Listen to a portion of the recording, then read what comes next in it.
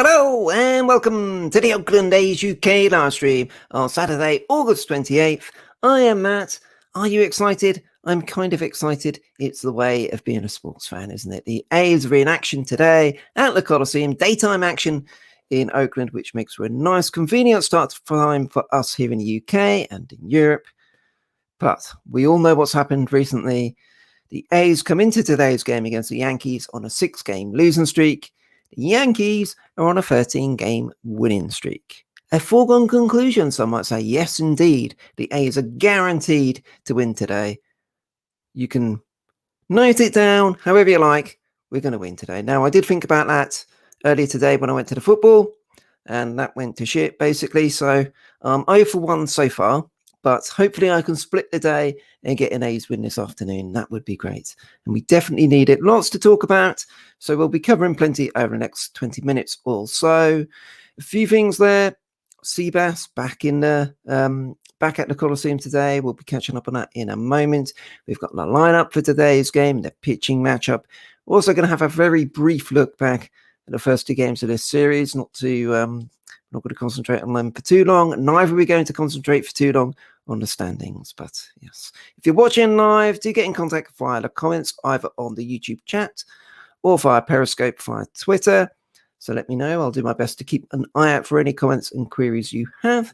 But hopefully we can have a positive 20 minutes or so, getting ourselves psyched up for today's game. The details are Frankie on the mound for the A's. Relax. Don't worry, Frankie's on the mound. It's a 1:07 start time out there in the Coliseum. So that's 9:07 for the A's here in England. And also 10:07 for Central European time. And it's a game the A's desperately need to win. All wins are important at any stage of the season. But the way the A's have been playing recently, dearie me, we need one today, don't we? So there we go. Comment early on. Hello. Oh, Sarah saying, hey, Matt, looking forward to the game. I bet you are, Sarah. I bet you are. Sarah being a Yankees fan. Yes. Yes. It's, well, like I said, hopefully the A's have got the losses out of the way and we are going to win today. But yeah, it's going to be tough against the Yankees on absolute roll at the moment. And the only thing I've got in my mind is that they can't keep winning, can they? It's got to end at some point. And 13 is unlucky normally. In fact, I put that in the comments, didn't I? Here we go. Unlucky 13 for the Yankees. It's the day that their winning run comes to an end. Let's hope so as A's fans, because we desperately need some good news today. We did have some good news earlier, so we'll have a quick look at that. Seabass back at the Coliseum. So glad to see Chris Bassett back at the Coliseum after such a scary incident in Chicago. The liner square back right into the side of his face.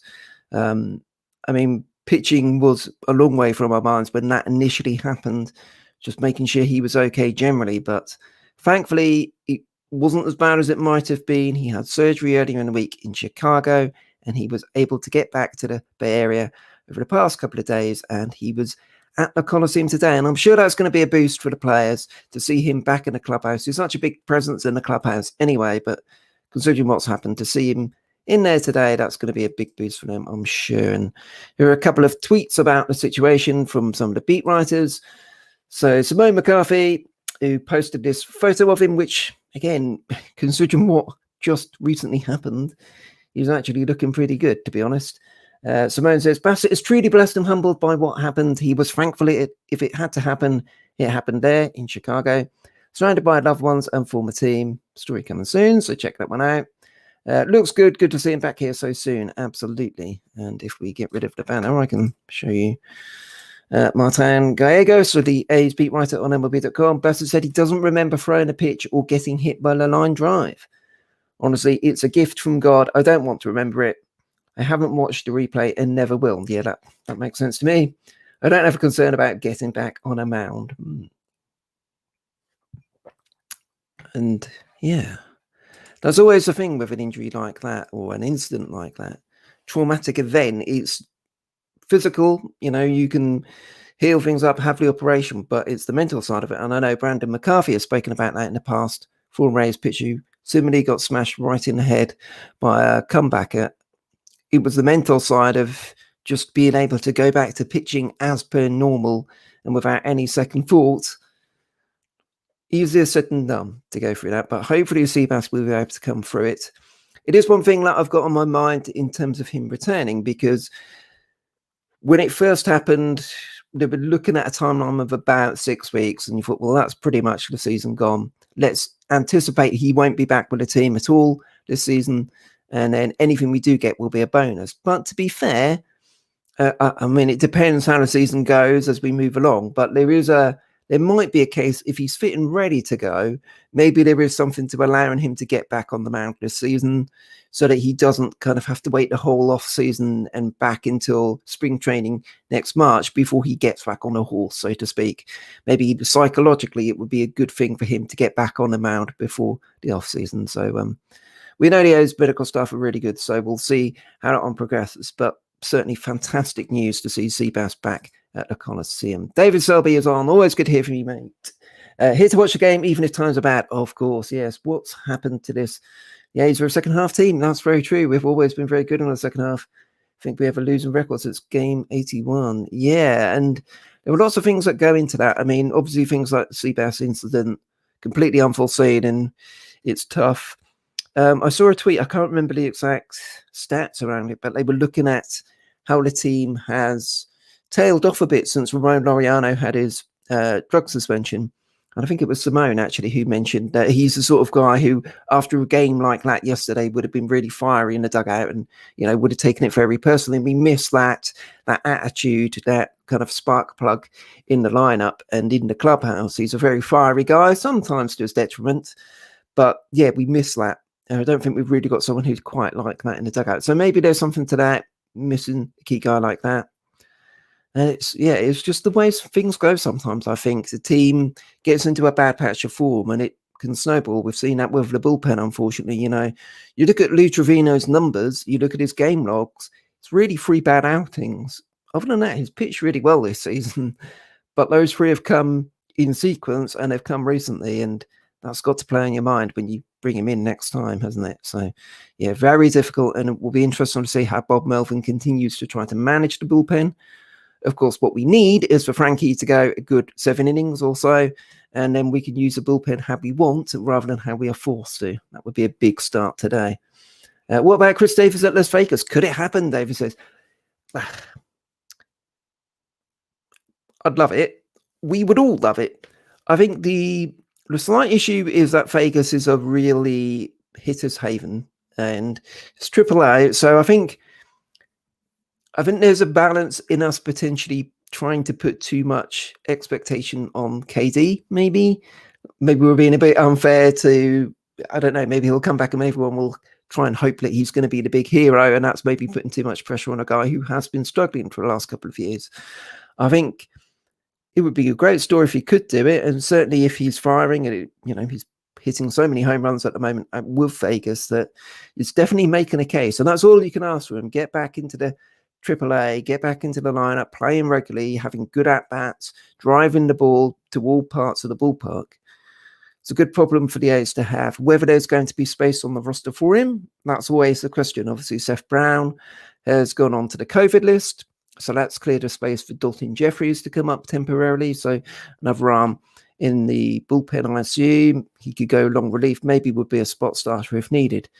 So that's always the question, how are you going to feed him back into that lineup? Because he'd also need to be added to the 40-man roster where there isn't the space currently, so you're going to have to lose someone to put him on. But it's a nice problem to have. And I've said previously on live streams, I think as much as anything, getting back into the organization, hopefully just getting some confidence back, confidence in his body, confidence in himself.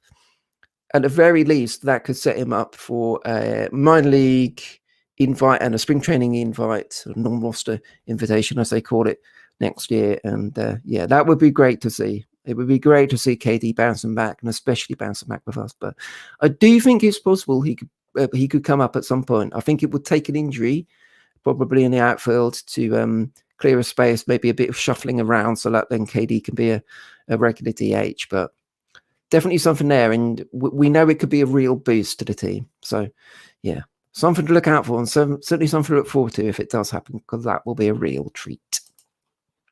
What will also be a treat is if the A's can finally break this losing sequence and actually get some wins, and it's desperately needed if we have a look at the standings, which I don't want to concentrate on for too long, but we may as well have a quick look. Here they are. So it's been a nightmare recently, hasn't it? Lost the last 6, and I think it's something like lost 11 out of 13, something like that. Really struggling, and now falling 6.5 games behind the Astros at the top of the AL West. The Astros, unfortunately, we let them off the hook a week or so ago when we were dropping games, when they were dropping games, losing to Kansas City, was it, I think?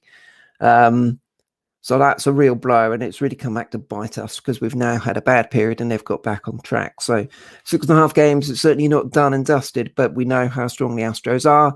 So that's a long way to make a lot of ground to make back, considering we're chasing a very good team. And the Mariners still just a game behind us in the standings. We could do without that. Perhaps the biggest issue of all, perhaps, is the wildcard situation. So we know the Yankees are now 6.5 ahead of us. Not quite gone on over the hill, but getting there at least. They're kind of fading into the distance for us, unfortunately. The main issue is obviously the Boston Red Sox have gone past.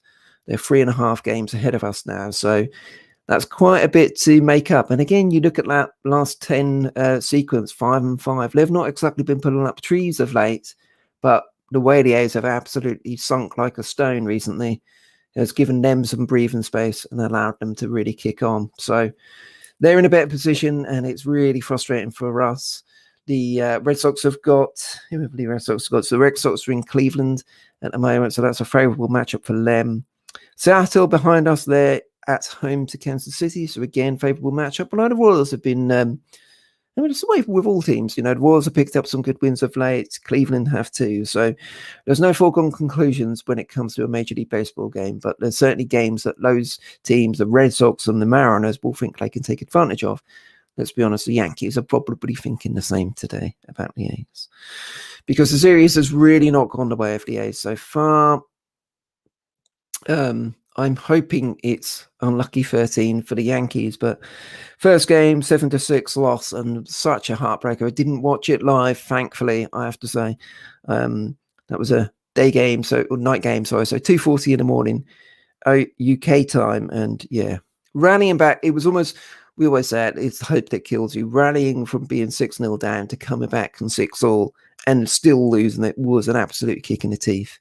And Lou Trevino suffering again, giving up the run. Just an absolute nightmare. And then yesterday, 8-2, Gerrit Cole looks pretty good. I only saw the condensed game highlights, but he looked pretty good. You know it's going to be a tough night in the office when you're facing Gerrit Cole. Sean Manaea, a typical Sean Manaea start in August, unfortunately. Looked okay at times, but fell apart as well.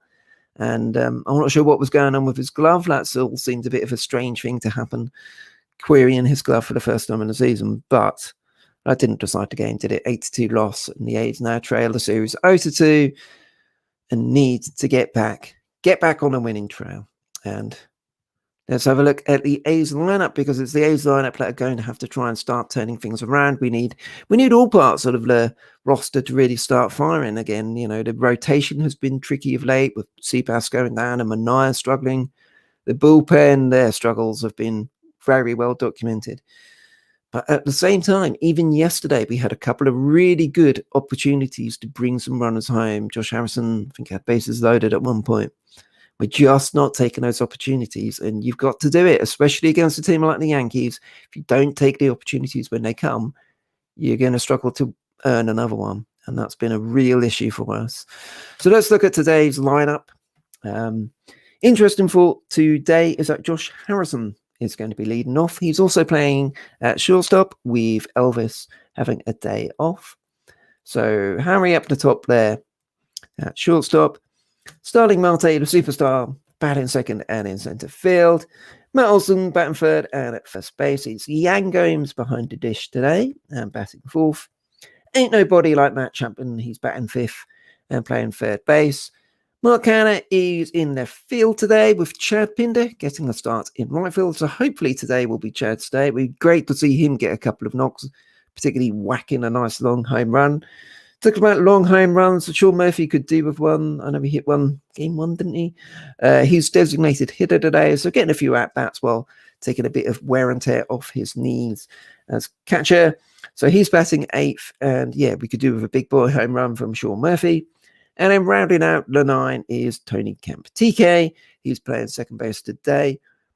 Hasn't tended to start so much against left-handers as you'd expect, being a left-handed hitter, but he is in today against Nestor Cortez. Last time out, Cortez went 7 innings. It was against Minnesota, so they're not doing very well at the moment, but still 7 innings pitched, gave up 2 earned runs on 4 hits and 2 walks, struck out 7 along the way. The A's did face him earlier in the season. He came in, I think it was mid-July in a game. I can't remember who was pitching, who the starting pitcher was off the top of my head, but he came in relief, pitched 3 very good innings of scoreless relief against the A's backline. So the A's have seen a little bit of him, but he seems to have been pretty good. So it will be a tough test for the A's today. But we need Frankie. Frankie says relax. Frankie Montas on the mound today. And you never know quite what you're going to get from Frankie. He has a habit of blowing up every now and then and conceding 3 runs in an inning or something and making you tear your hair out because it looks so good otherwise and things can fall apart. But when he's on, Frankie is really on. And he certainly pitched well last time out, 7 innings last time. I mean, that was one of the heartbreakers against the Giants. But yeah, 7 innings pitched, gave up no earned runs, 2 hits, 2 walks, 9 strikeouts. So was in really good form last time. And hopefully he can pitch like that again today because we desperately need it. We need a good long outing from Frankie. It would be wonderful to actually get in the lead, get a few runs on the board early, maybe. If we can get to him, get to Cortez in the first inning, get a couple of runs on the board. I'm really wish casting here, aren't I? But if we can get a few on the board early and actually get ahead, and maybe that will breed a bit of confidence throughout the team because it seems that confidence is sorely lacking. Watching the highlights, again, I've only watched the condensed game highlights on MLB.com the last 2 days, but they don't look like a team that are I don't know, like playing half-hearted or anything like that. The team are playing, they're trying their best, they are working hard, and you've just got to hope that it turns around. But the trouble is, we need it to turn around quick. You can't sort of sit back and just hope and hope and hope, and it never happens. We need to turn it around quick. And today would be the perfect way to do it. If we can get the win today, we then go into tomorrow's game on Sunday night, ESPN game tomorrow night. That would allow us, if we could win today, win tomorrow, split the series, that's a decent outcome from the series. So there is reason to be positive. And again, you look at those standings, things are not over. The second wild card is still there. I think the Astros are going to be a tough nut to crack. But the second wild card is still up for grabs. And the A's can get it. But they need to get off this losing streak and get on a winning run. And we know the A's can do it. They've done it before. Started the season 0-6 and then peeled off a 13-game winning streak. So that would be perfect for us. Let's start our own 13-game winning streak by ending the Yankees' 13-game winning streak today. Wouldn't that be a great way to have a lovely end to a Saturday for us in the UK and a lovely afternoon at the Coliseum for all the fans out there. So there we go. Game 3. It's a 1:07 p.m. start time in the Coliseum. 9:07 here in the UK. And 10:07 across Europe. But don't think it's on UK TV. So it's MLB.TV on the MLB.com website. Subscription to watch the game live. But it should be a good one. I am going to, in fact, I'll quickly grab it. I've not kept score of the game for a little while. So I am going to change things up. I'm going to keep score to try and bring us luck. So I'm going to quickly write out the lineups. And hopefully we can get a win. I'll have a beer ready. Probably need a few beers tonight, frankly, after Norwich's result today, and potentially Hannah Baseball goes too. But a few beers. We're going to do a little Zoom watch along among a few of us A's fans and a couple of Yankees. Sarah will be on. So, yes, we will try to enjoy the game today and try and hope and pray the A's can end their 6-game losing streak and get the win. there we go. I shall leave it there and get on with my scorecard, filling that out to get myself ready. So thank you for watching live. If you did, thank you for the people who've sent through the comments. Sorry if I missed any. If you've been watching on repeat, don't forget to subscribe both to the YouTube channel and also to our Twitter account at Oakland AUK, so that you are notified when we go live. The game tomorrow, as I mentioned, is a night game. I think it's 5 past midnight UK time. So it's a public holiday on Monday here in the UK. So several of us are going to get up and watch it, or stay up and watch it more accurately. So I may do a live stream ahead of that. Keep an eye on the Twitter account at Oakland AUK, and we will tweet out details if we are indeed going to do a pre-game live stream. But yes, hopefully we will look at that tomorrow, whether the A's haven't broken their losing streak and going for a series split, but they need to win today. Frankie says relax. My prediction today, I haven't got my bell. Where's my prediction bell? Here we go. Prediction today. I'm going for Chad. It's going to be Chad's day. That is my prediction today. Chad is going deep. Chad is getting a couple of hits and going deep today. That's my plan. But we will see. I've got some nice spam coming through. Lovely.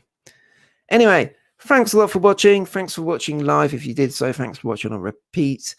Hopefully, we're going to get a win today. We desperately need it. I don't know.